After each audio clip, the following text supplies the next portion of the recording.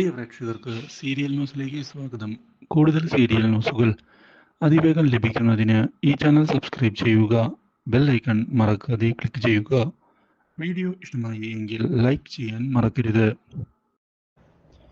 ഒടുവിൽ സത്യങ്ങൾ തെളിയിക്കുന്നതിനായി സാധിച്ചിരിക്കുകയാണ് ഇപ്പോൾ അർച്ചനയ്ക്ക്.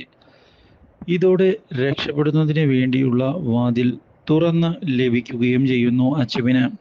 പക്ഷേ അച്ചു ആകെ ഡിപ്രസ് ആയിട്ടാണ് വന്നിരിക്കുന്നത് എന്നുള്ള കാര്യം മനസ്സിലാക്കുന്ന അർച്ചന, തകർന്നു പോകരുത് അച്ചു, എന്തൊക്കെ സംഭവിച്ചാലും പോരാടാൻ തയ്യാറായിരിക്കണം.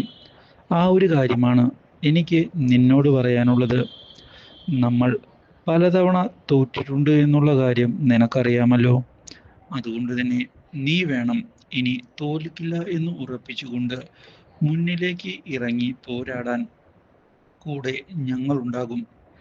ഇതോടെ അച്ചു അർച്ചന ചേച്ചിക്ക് വാക്ക് നൽകുകയാണ്. ഞാൻ വിട്ടുകൊടുക്കില്ല, തോൽക്കുകയുമില്ല. ആ കാര്യം ഞാൻ ഉറപ്പ് നൽകുകയാണ്. നല്ലതാണ് അച്ചു, നീ മുന്നിലേക്ക് പോരാട്. എന്തിനും ഏതിനും ഞങ്ങളുണ്ട് കൂടെ. ഇത് കേട്ടതിനെ തുടർന്ന് വളരെയധികം സന്തോഷം ആവുകയാണ് ഇപ്പോൾ അർച്ചന ചേച്ചിക്ക്. ഇതേ തുടർന്നാണ് രുക്കു അച്ചുവിനെ കാണാൻ വരുന്നത്. പക്ഷേ രുക്കുവിനോടുള്ള പ്രണയമെല്ലാം അച്ചുവിന് മാറിക്കഴിഞ്ഞിരുന്നു. നിന്റെ കുടുംബക്കാരാണ് എന്നെ തകർക്കുന്നതിനായി ശ്രമിച്ചത്. അതുകൊണ്ട് തന്നെ എനിക്ക് വളരെയധികം വിഷമമുണ്ട്. അച്ചു, നീ ദുഃഖിക്കരുത്, ഞാൻ കൂടെയുണ്ട്. അവരോട് നിനക്ക് ക്ഷമിച്ചുകൂടെ എന്ന് പറയുകയും ചെയ്യുന്നുവെങ്കിലും തൻ്റെ അരിശം അടക്കാൻ അവന് സാധിക്കുന്നില്ല. പക്ഷേ ഇതിനിടയിലാണ് അച്ചുവിനെയും രുക്കുവിനെയും ഒരുമിച്ച് കാണാൻ ഇടയാകുന്നത് ചന്ദ്രലേഖ.